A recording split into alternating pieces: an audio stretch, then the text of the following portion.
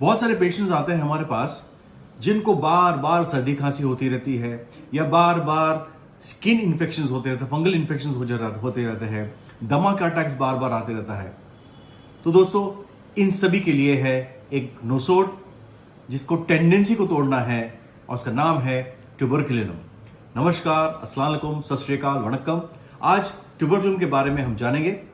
Tuberculinum का ऐसा रूप जिससे टेंडेंसीज टूटती है।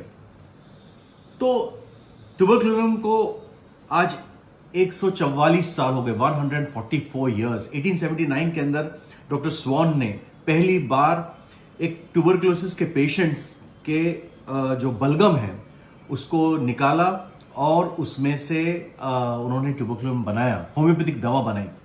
और तब से करीब करीब 25 अलग अलग लोगों ने अलग अलग तरीके से ट्यूबरकुलिनम बनाने की कोशिश की है और फिर ट्यूबरकुलिनम को प्रूव किया है। ट्यूबरकुलिनम बहुत ही बड़ी रेमेडी है और ऐसे कहा जाता है when the best selected remedy fails to act in tubercular cases, तो तब ट्यूबरकुलिनम देना चाहिए। इसका मतलब क्या हुआ?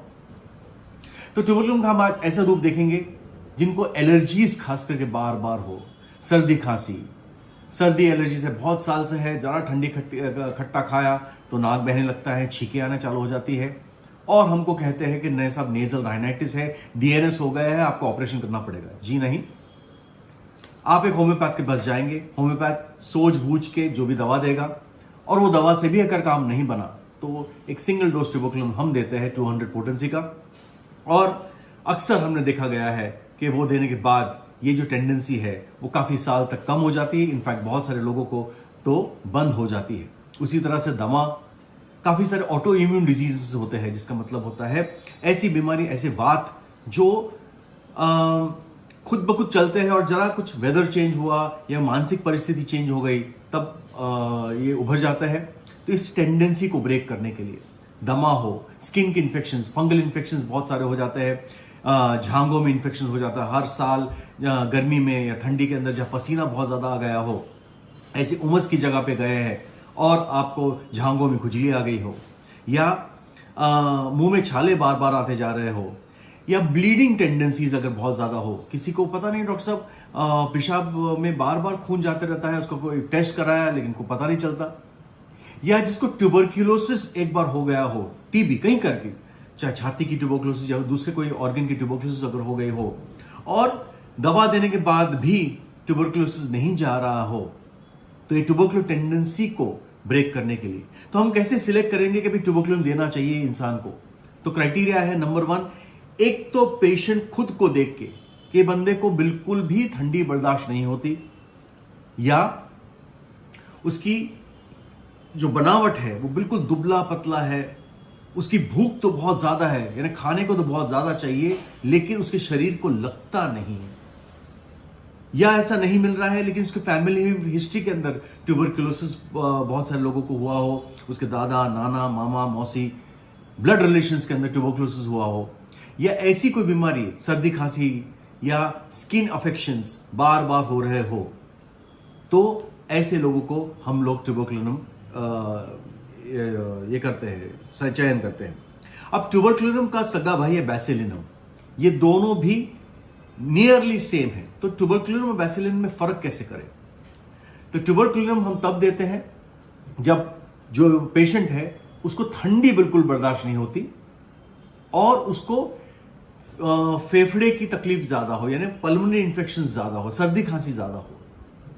और बैसिलिनम उन लोगों को देता है जिनको गर्मी बिल्कुल बर्दाश्त नहीं होती और उसको स्किन अफेक्शंस बहुत ज्यादा हो।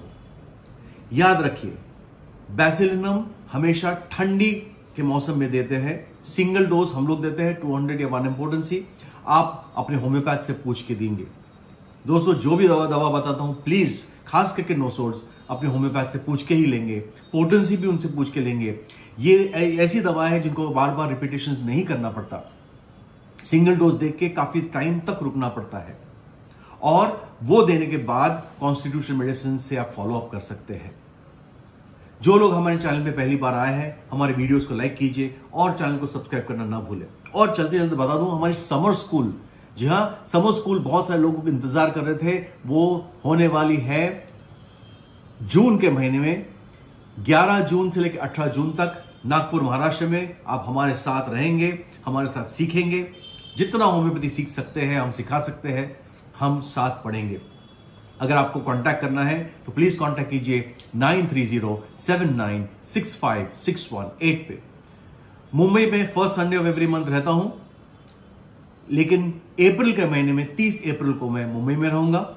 अगर आप मुझसे मिलना चाहते हैं, पेशेंट्स देखना चाहते हैं या बातचीत करना चाहते हैं तो प्लीज कॉन्टैक्ट मी ऑन 9307965618 या 7620592847। Amazon पे हमारी किताबें अवेलेबल है, वहां पर भी आप किताबों का चयन कर सकते हैं। नोसोड्स जो हमारी किताब है जिसके अंदर हम लोग पूरी सीरीज कंडक्ट करने वाले हैं, ये भी अवेलेबल है और बहुत ही सुंदर बुक, छोटी सी बुकलेट है लेकिन नोसोड्स के बारे में पूरी की पूरी जानकारी है, ये Amazon पे अवेलेबल है। तो हम लोग बात कर रहे थे ट्यूबरकुलम को टेंडेंसीज। तो ऐसे लोगों को जिनको स्ट्रेप्टोकोकल बैक्टीरिया करके कोकाई रहती है, जिनको बार बार गले में खराश होती है, करते रहते हैं, एसिडिटी की टेंडेंसी होती रहती है, या वायरल फीवर भी बहुत बार बार होते रहते हैं, खास करके हर्पीज वायरस,